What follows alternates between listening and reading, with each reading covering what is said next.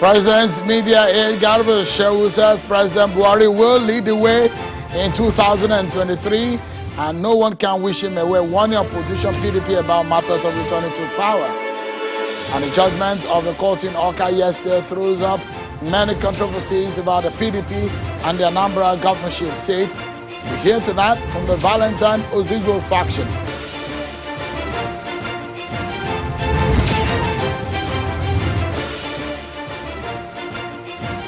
Hello, everyone, and welcome to Politics Today, live on Channels Television. I'm Sean Kimbalo in Lagos. Happy Salah to all our Muslim brothers and sisters all over the world. And thank you so much for joining us. It's this very interesting holiday, and I wish you the very best, everyone.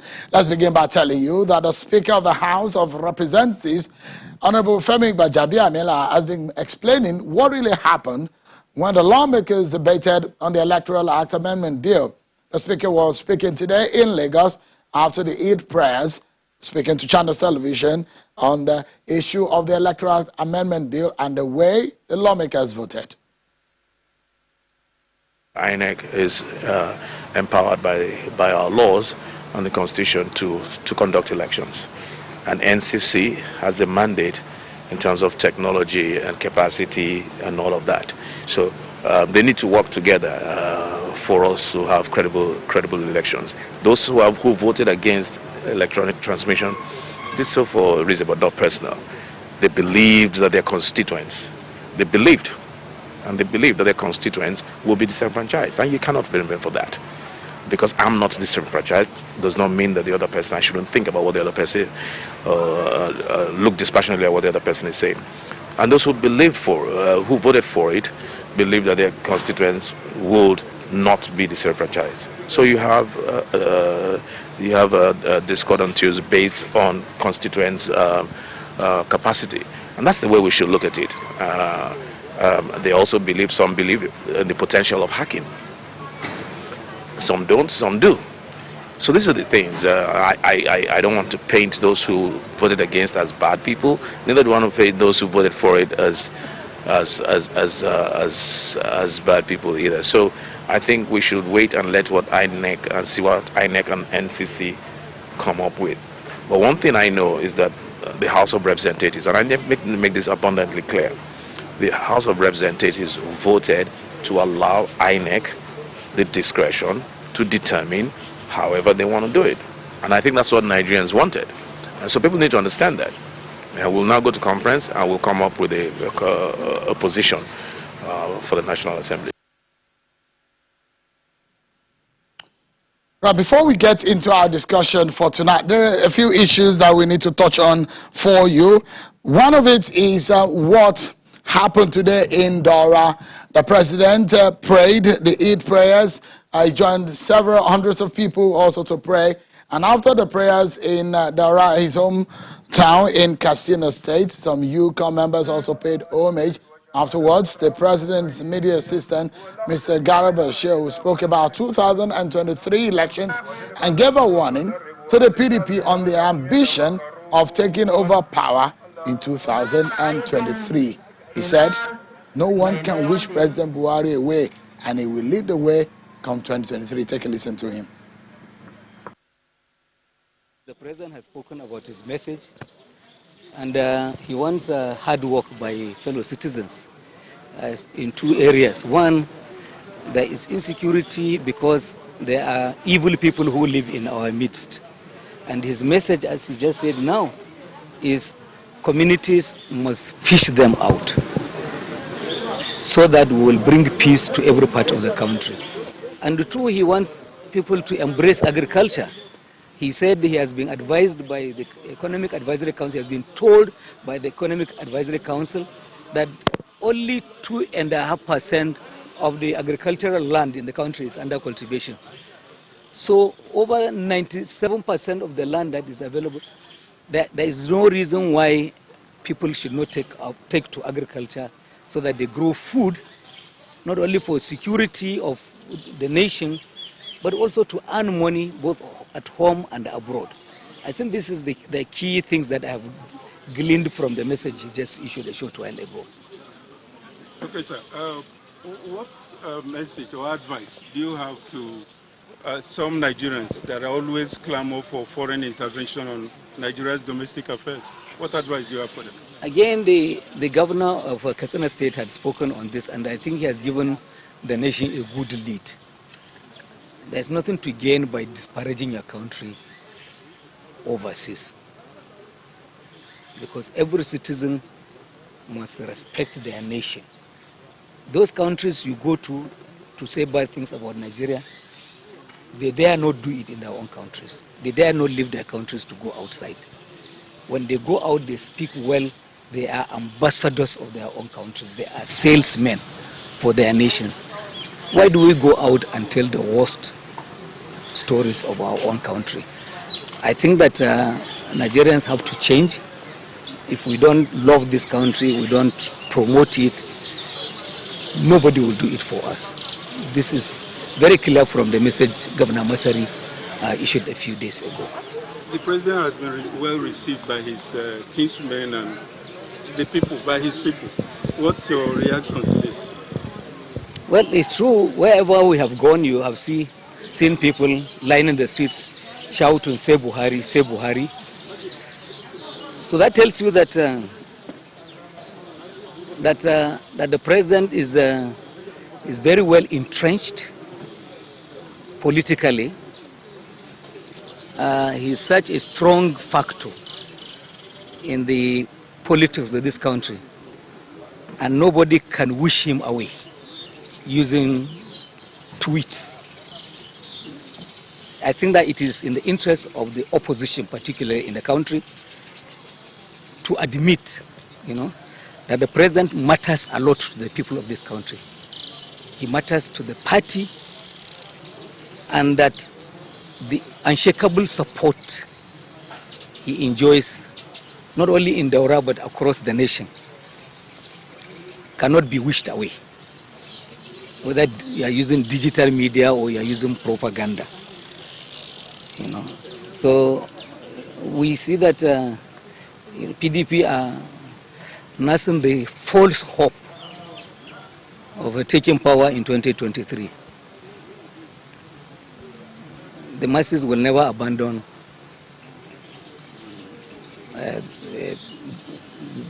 President Buhari's leadership. And I'm sure 2023 they are waiting for him to show the way. What he has started to do for the country, what he has been building in terms of infrastructure and the economy and the well-being of young people of this country. Nobody will put that at risk by inviting another party to come and take power in 2023. So it's a crowd that you'll continue to see. And what is even amazing is, across the world, the popularity of leaders has been shattered by COVID. Opposite is the case here. That's the media assistant to President Muhammadu Buhari, Mr. Garba Shehu, speaking on the sideline of the visit of some UCOM members who paid homage to the president, who is optimistic about the fight against insurgency and the issue of the progress of Nigeria. We now have some of your political roundup stories.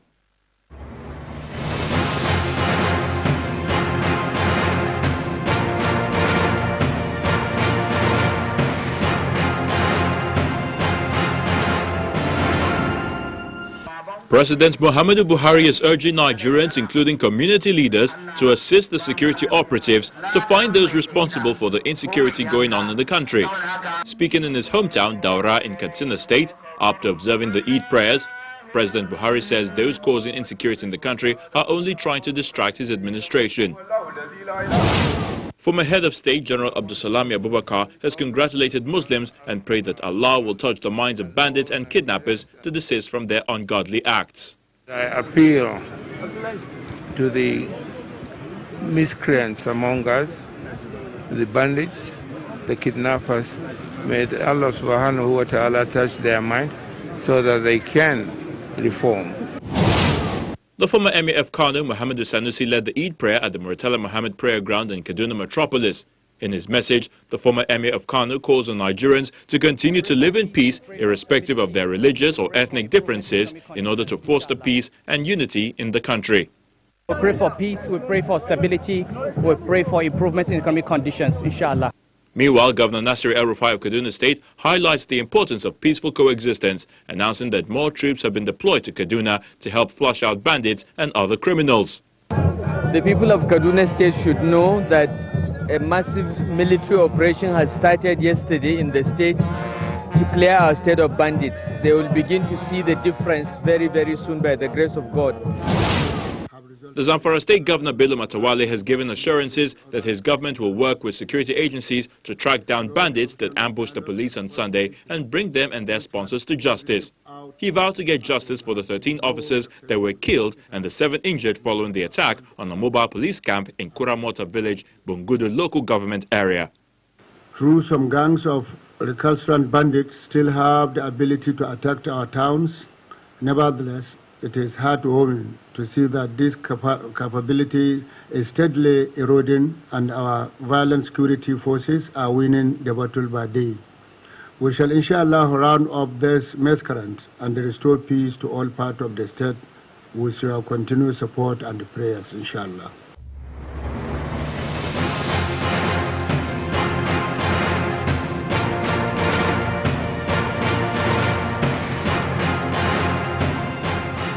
Well, the tide over the Anambra governorship tussle is still causing some ripples. And for what is happening right now, yesterday we had Professor Charles Soludo of ABGA and we had Senator Ugochukwu Uba on the program in reaction to some of the judgment coming out of courts in Anambra State.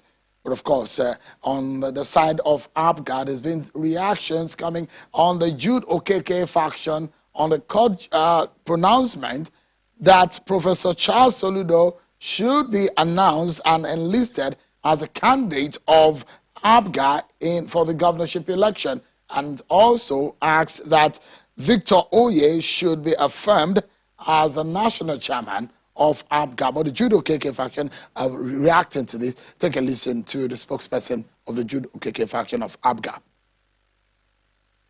On Friday, 16th July 2021, the Independent National Electoral Commission published the list of candidates for the Anambra State governorship election in line with the provisions of the Electoral Act and INEC guidelines for the election. In compliance with the judgment of 2 competent high courts, INEC published the name of Honorable Chukwuma Umoji, a member of the Federal House of Representatives, as the valid and duly nominated candidate of our great party. All institutions of state must obey the judgment of courts. That is the position of the law. We're just asking INEC to follow the law. And what is the law? There is a judgment from Jigawa State High Court saying that there is an authentic national chairman in the person of High Chief Jude Okeke. That is recognized by the law. That is recognized by the law. And so if the High Court has ruled that the national chairman of ABGA is High Chief Jude Okeke, any other judgment coming from a court of coordinate jurisdiction or concurrent jurisdiction cannot alter what has already come to place. The highest they can do now is to go to appeal, which they already did. Well, that's the spokesperson of the Jude Okeke faction of ABGA reacting to what happened yesterday out of the court in Anambra State. Well, yesterday also, an Anambra State High Court sitting in Awka ordered the Independent National Electoral Commission, INEC, to list Senator Ugochukwu Uba as the Anambra governorship candidate of People's Democratic Party, PDP. The court presided over by Justice Obiora Owabonike in a matter brought before him by Senator Ugochukwu Uba against Mr. Valentine Ozigbo, Anambra chapter of PDP, and INEC said Uba's faction of the party held their primary election in line with the guideline of the party and should be listed as the governorship candidate. The party also awarded a cost of 10 million naira against Valentine Ozigbo and PDP to be paid to Uba as cost of litigation. Well, on the other hand, Justice Nganjiwa of the Federal High Court, Awka Judicial Division, has granted an order of court stating that status quo should be maintained pending the hearing and determination of the originating summons. The matter was adjourned to the 21st of September 2021 for hearing of all pending applications. Well, now, let's get some reaction and let's talk about this matter. Yesterday, we had Senator Ugo Chukwuba on the program. Let's get reaction from the other side. That's Mr. Valentine Ozigbo's side. We have another Valentine. This time, Val Ayika is a legal counsel and aide to Mr. Valentine Ozigbo. He joins us from our Abuja studio. Thank you so much for joining us tonight. And perhaps I should quickly remind you of what Senator Ugo Chukwuba said yesterday. And I'd like your reaction to what he said on the judgment of yesterday. Take a listen to what Senator Ugo Chukwuba said on the program yesterday. Judgment made it clear those that constitute the ward and the local government executive. Also made it clear which of the factions constitute the legitimate state executives. And having done that, you know, it became obvious. And if you also go to the constitution of the party, you also see on section 25, subsection 1, it clearly stated that local government congresses has to be convoked by the state chairman of the party and stated those that are members. And the national role of national in that is more of observation. And in our own Congress, members of the national were also there. So it's not purely a state affair. The way you are putting it seems that the state, you know, deviated. National members of the national were also in our own Congress. But this Congress was following the directive and the constitution of the party and the advice of INEC, asking the party to obey the decision of the court. There was no time the court said you should not go ahead and hold your Congress. Only what the court said, use the correct list. So, Mr. Ayika, you heard, you can hear Senator Ubaz there. That was his position on the program and the reaction to the judgment. What is the position of your group? You've taken the judgment of court from Anambra yesterday, and the court has asked you to pay him 10 million naira for litigation. Have you done that? First of all, good evening, viewers. Thank you, Shehu, for having me. I think it's important I start by correcting the statement you made, which is to the extent that the Federal High Court, Awka Division, presided by Justice Nganjiwa, asked for status quo ante, status quo to be maintained. The hearing of that day wasn't about status quo or not.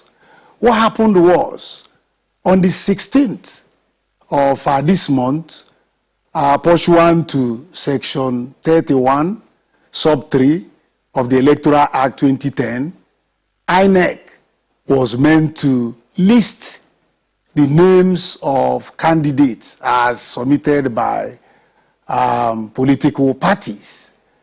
But in one of the suits filed by Genevieve Ekwechi, who lost in the primary, who lost woefully in the primary by just getting about 3 votes, but challenged the primary election in court.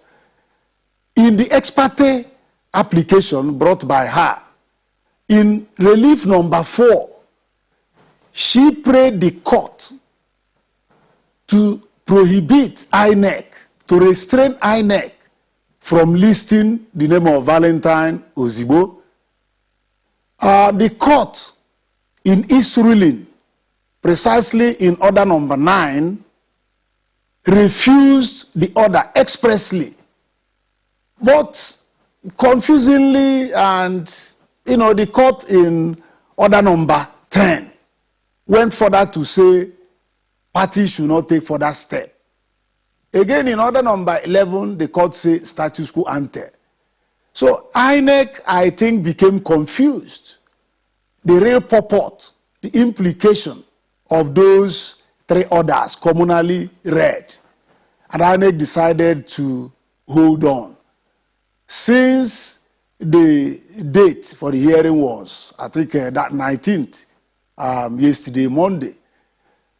Now, in the court, I think it was INEC that actually requested the court to clear the doubting cloud about what it really meant by those orders.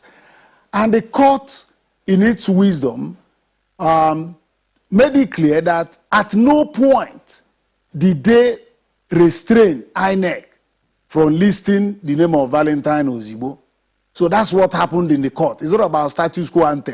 Of course, it's very usual that once a matter is in court, status quo should be maintained. It's traditional, it's general. Because if certain actions are taken, it will render fait accompli on the court. It will present before the court a perfected act. So that's what happened. They haven't said that.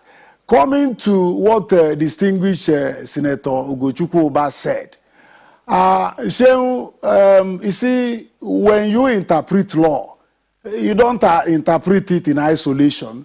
You interpret it communally. Section Article 25(1), which he mentioned, indeed is about state congress. But let it be on record that state congress is not whole and entire about our primary election for governorship aspirants. In that article, you have about 18 categories of people that are listed there.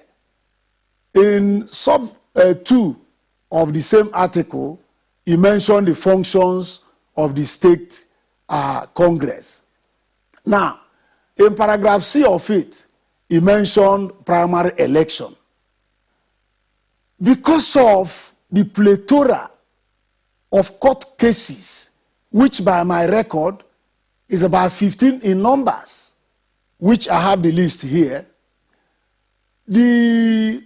most of the cases were of court of coordinate jurisdiction. The one of 2017, the one of 2019, the one of 2020, the one of 2021. In fact, the night before the primary, there was still another order by one Akeze and PDP and INEC. That one ordered that PDP should use statutory delegates without saying which of these factions of the statutory delegates should be used. The one of 2017 upheld Ndubisi Nwobu group by Justice A.O. Musa. The one of 2021, which Ugochukwu Oba is relying on, overruled that of the 2017 own Court of Coordinate Jurisdiction, the same court of FCTI court. Now, PDP, faced with this conflicting and confusing, contradicting judgments of a court of coordinate jurisdiction, was left with no option but to invoke Section 31 of its constitution, which allows it to dissolve its executive. And in doing that, it is still complied with that Article 25(1). But to be on the safer side, it excluded about 6 categories of members of the party who were directly affected by these conflicting judgments of court.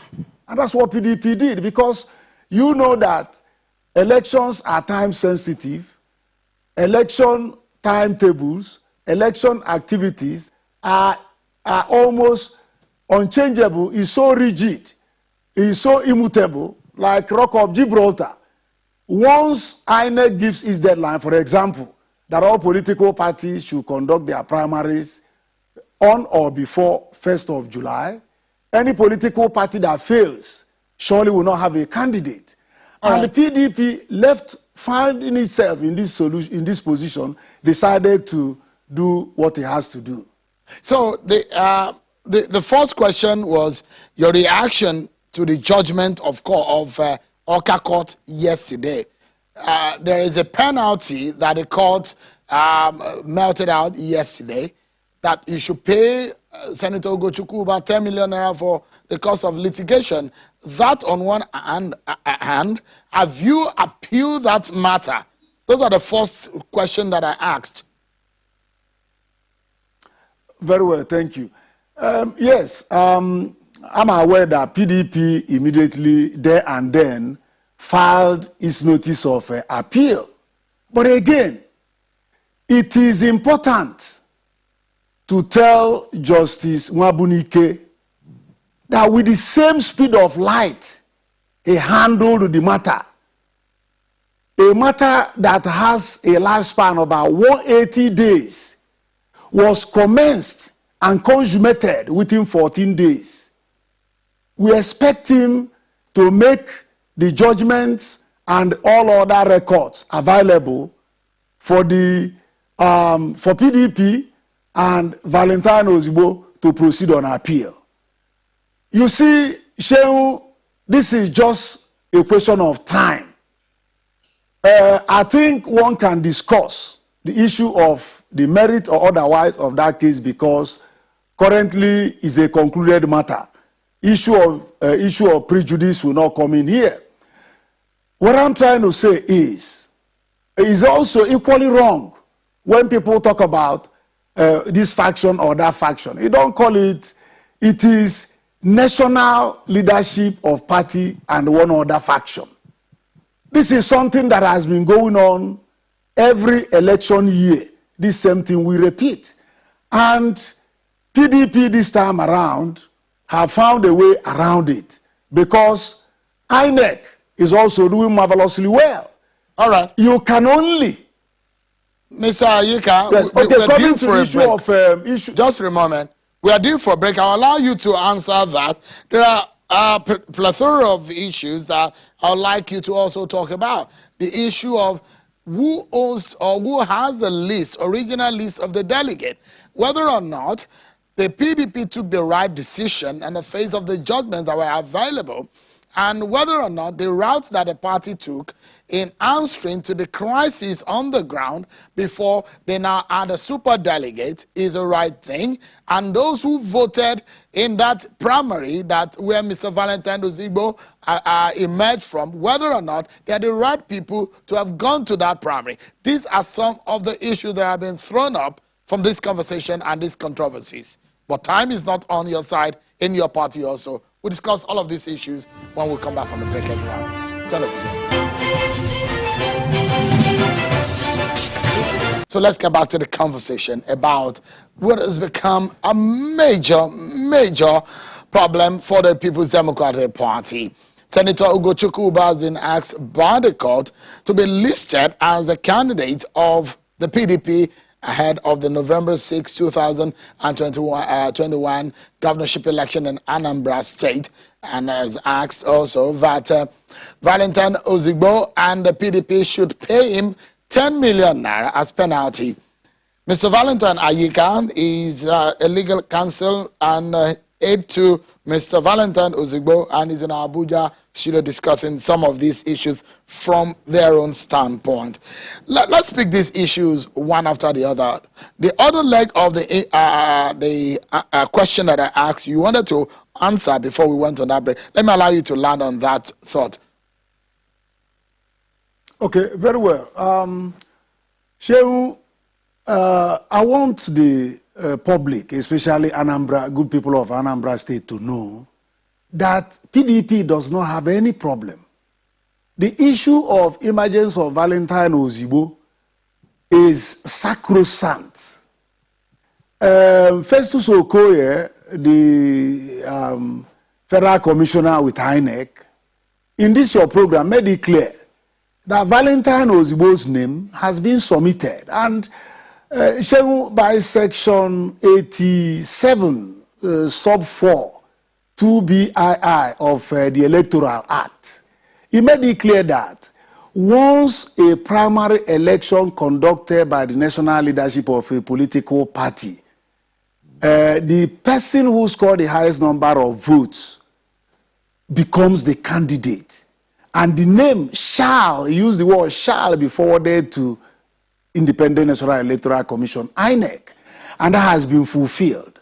Now, before issue of INEC listing of names, Section 31 sub 3, as I quoted earlier, gave INEC 7 days within which, after receipt of the name of a candidate submitted by a political party, for the particulars, the information supplied by the candidate through his political party to the commission to be displayed in the constituency where the individual will contest the election. A Valentine's name was submitted on the 2nd. One would have expected, by the spirit and letters of that legal provision, that INEC would have displayed his information in Oka and the other local governments in the state. But INEC chose to do it on the 16th. But let me quickly remind us that why INEC did not do that. They said there were 2 court orders, one in Abuja before Court 15, in the court of Honorable Justice Halilu, who coincidentally, to the surprise of the claimant, he became a Father Christmas court. He awarded prayers that were not asked for by saying nobody's name should be published. Again, the claimants in that suit has withdrawn the suit. So the order and the suit has equally abated. Coupled with the decision or the ruling of the Federal High Court in Oka as well. So with these 2 impediments that kind of restrained INEC from publishing or listing Valentine Ozugbo's name hasn't been removed, I believe that by Thursday morning, INEC equally has been served with all the copies of these orders. I believe by Thursday morning, INEC will do the needful and include Valentine's name. Let me quickly also remind that the issue of, yes. Go ahead. I wanted to land before I throw in the next question. Yes, the issue of this display is actually doesn't remove or add to the validity of Valentine Ozugbo's nomination as the candidate of PDP. What it implies is, if INEC does not list his name, it simply means that pursuant to Section 31 sub 4 of the Electoral Act, Anambrarians will not have the opportunity of applying for the particulars of Valentine Ozugbo, which the Electoral Act, a kind of right vested on the electorate to vet the documents submitted by aspirants or candidates who want to govern them. So if INEC does not include his name, list his name, and allow Anambrarians to do this, it is the populace that is being disenfranchised, not Valentine Ozugbo. All right. Because Valentine Ozugbo haven't. Okay. So let me ask you now. If you look at the Federal High Court order of yesterday, which of the Justice Ngajiwa Court, he has ruled that the matter has been adjourned to the 24th day of September 2021. And you know the implication of that. That's just about a month or more away from here. It's just a hearing of the pending applications and the originating summons. The question is that, are you not running out of time? Are you afraid that all of this litigation can really be an obstacle in the way of your principle? So not at all, not in any way, not in any way. Why I'm not bothered about that is this. Section 87 sub 10 of the Electoral Act clearly, unambiguously provides that no court in Nigeria should give any order stopping primary election, general election, and all the processes leading up to the general election. That's why it is so confusing that some of our judges and our courts will order for a name not to be submitted, will order for a name not to be published, and things like that, against express clear provisions of our law. Issue of hearing of the matter in September. Remember, the suit in question is originating summons where witnesses will not be called. The matter will be decided based on the documents before the court. And what is what the prayer of the claimant there is that the court should cancel the primary and order for another primary. Okay. I mean, this is almost unintelligible and yes. Yeah. So because sorry, there are issues of if I can land, yeah. The delegates. Okay. If I can land, what I'm trying to say is, you don't go and ask a court to do the impossible. By clear provisions of our law, Section 8710 I've quoted, no court can stop a primary, which invariably means that no court can cancel a primary already conducted. All right. So that said, I'm still coming back to the issue of the delegate list, which brought about this brouhaha in the first place.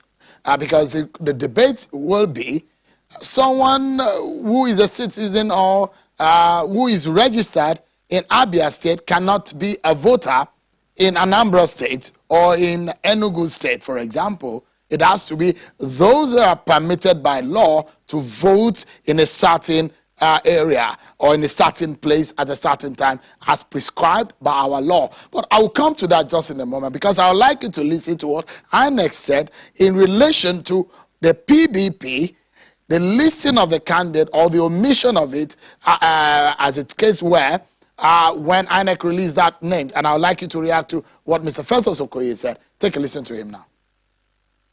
Well, in relation to the PDP, we had two court orders regarding the nomination processes of the party. One of the court orders came from a suit filed by one Honorable Genevieve Ekwochi. In this particular order, the commission was asked to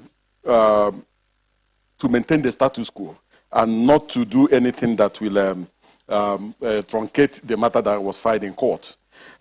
Then thereafter, we also received another court order from the High Court of the Federal Capital Territory. And this, the suit hearing was filed by Valentine Ozigbo, who said he was the claimant applicant against the People's Democratic Party and the Independent National Electoral Commission. And he asked for various orders relating to the governorship election primaries in Anambra State. And the court refused all the orders he asked for, or almost all the orders. First of all, he asked for an interim order of this honorable court restraining the first defendant.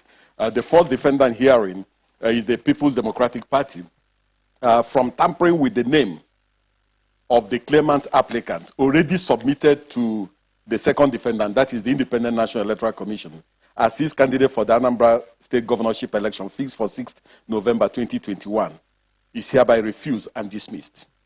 He also asked for an interim order of injunction mandating the second defendant, that is the Independent National Electoral Commission, to publish the name of the claimant already submitted to it as a candidate of the first defendant. The court also refused and dismissed that. But the court granted an accelerated hearing of the motion. So in relation to the PDP, we acted on the basis of the court order that asked us to maintain the status quo. And the status quo in this case was the fact that we received the names of the governorship candidate and deputy governorship candidate. But the court asked us not to proceed, not to publish. And therefore, we did not publish the name of any candidate. To that, Mr. Ayika, quickly, that's the position of INEC in relation to why Mr. Ozigbo's name was omitted. A quick reaction to that. Yeah, I mean, I've answered it earlier to the extent that the name of Mr. Valentine Ozigbo was not listed for two court orders. One in Abuja, which is the one he mentioned, where two reliefs were refused and two reliefs were granted. But like I said, to the chagrin of all Nigerians and those who are, observers in the whole thing, the court went further to say no name should be published. This is not among the prayers there. But be that as it may, like I said, the claimant has withdrawn the suit pursuant to order, I think 24 Rule 1 of FCT High Court rules. So that order has abated. It is like a dead horse now. It's gone and gone forever. Ugochukwu equally rushed to come and join there. I don't know how some people, every suit, somebody want to be involved, but it's been done. It's been taken away. Then that of Oka, the judge, like I said earlier, Justice Nganjuwa, Honorable Justice Nganjuwa, has cleared the air, has removed any doubting cloud that it never made any order for Valentine name not to be listed. Because if you look at Section 31 sub 3, as I said, it is a must that INEC, once you receive a name, you should list it. You should make public the information, the particulars of things submitted by the candidate for claims and objections by the public. Yeah, Val, yesterday on the program I had the senator, a very crucial question, because in our own view, we think that there are major issues when there are the least legal brickbat in a political party, when there are major internal issues. And I gave an example of what happened in Ondo State some 5 years ago in the case of Eyitayo Jegede. And there were issues up until 4 days before or 3 days before the election, before Eyitayo Jegede's name could be listed by INEC because of these legal issues. And I asked the senator if he thinks that there could be a political solution, an out-of-court settlement of this kind of matter. And he said he was ready. If there is a possibility of a political solution to this problem, would your principal embrace such? Yeah, so of course, Valentine Ozibo, from his content of character, is a very peace-loving person, is a very easygoing person, upright and forthright. But the point is this: it kind of is a bit disgusting, if I should use the word, because in plethora of Supreme Court cases, primary elections are conducted by national leadership of the party.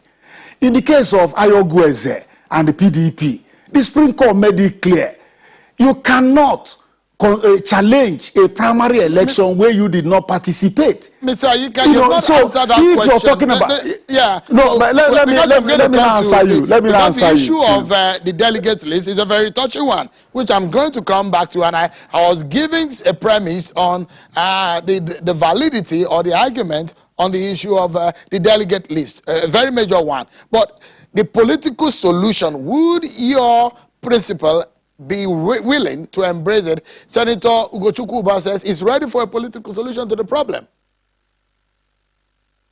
Certainly, Valentine should be even more willing and more ready than the senator himself to embrace peace, because he stands to lose, having become the candidate of the party. If things doesn't go well the way they should, he stands to lose, because he's the one holding the mandate. So to me, direct answer to your question is, we are willing and ready. And I remember that yesterday you asked the distinguished senator if he's willing to step down. And, he equivocated and tergiversated. But be it as it may, I think he's willing. He's talking about a consensus candidate. And the consensus candidate here should be Valentine Ozibo. I mean, having complied with all legal requirements, haven't even been emerged from a primary election conducted by the national leadership of the party. So I think we are ready for any kind of peaceful discussion. Because the basis of all of this problem is the issue of the delegate list, which I would like you also to talk about. And for political analysts who have studied the problem in the PDP in Anambra State, this is the summary. The summary is that the NWC is permitted by law or recognized by law to give or to organize a primary in a state governorship election. And as the case is in the Valentine Ozibo, NWC is recognized by INEC to submit the name of a candidate. Unfortunately, On this other hand, there should be a delegate, valid delegate in the state to be part of the primaries.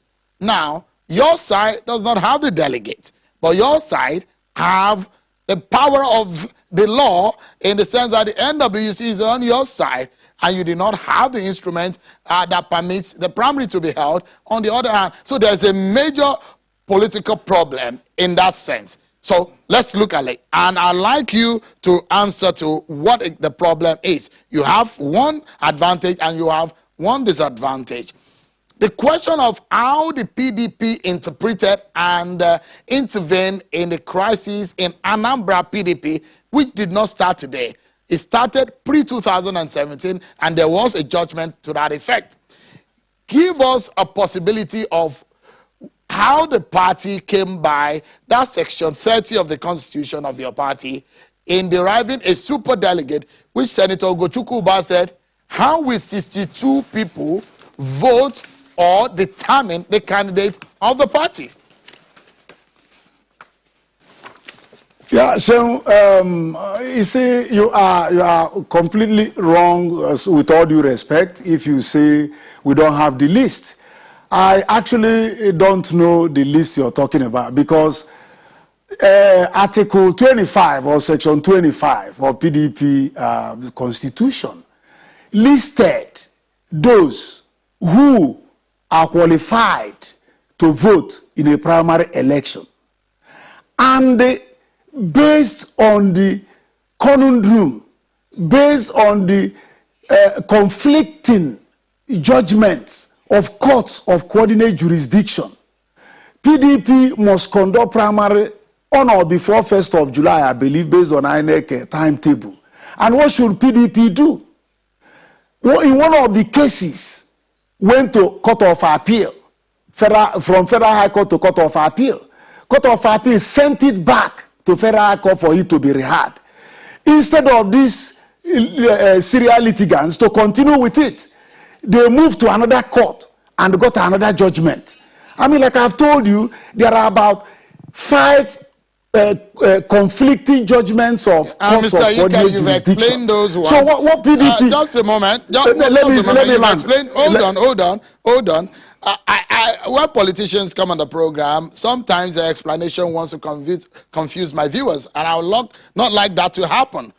I've given you a premise on what happens. It is valid in law, those who are validly allowed to vote in a state primary, in a governorship primary.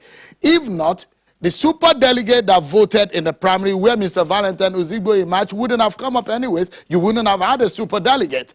So I was absolutely right, not wrong, from what you said. You had a super delegate, isn't it? So our viewers need to understand that, which the delegate is a major problem, isn't it? With all due respect again, I stand my ground. There is nothing like super delegate. Super delegate is just a word coined. I've told you, if you go to Article 25, which Ugochukwu made heavy weather of, it listed the people that are qualified.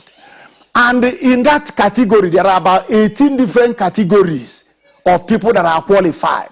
And what PDP did was to remove 6 categories of them, which if we have time, which I don't think we have, I can read out to you.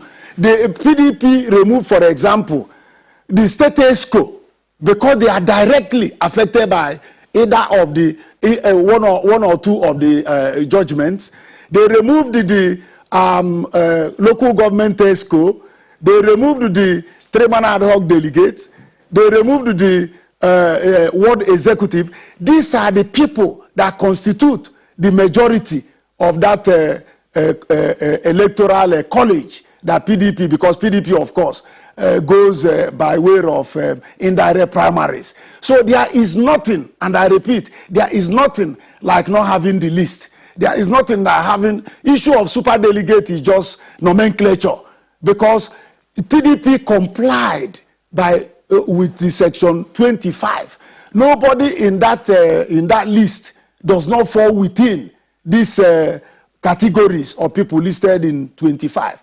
And PDP, by its constitution 31, sub 2, I, and J, has the power to dissolve in the case of emergency where necessary to do what he has to do, because he had limited options. Yeah. Well, you know, when politicians are having internal fights or internal squabbles, they say it's a family problem. So when they bring it to the public and you try to intervene, they say, oh, no, it's an internal problem. And I wish that you resolve your internal squabbles before the main battle will emerge before the November 6th governorship election. Valentine Ayika is legal counsel to Valentine Ozigbo, and an aide to him also, speaking on the side of Valentine Ozigbo. Thank you, Val, for coming tonight. But that's our show for today. Many more controversies within the political space. Very much interesting package I will have for you tomorrow on 2023. What Mr. Garba Shehu said and some reactions to follow. Thank you so much for watching. I'm Shiroki Male.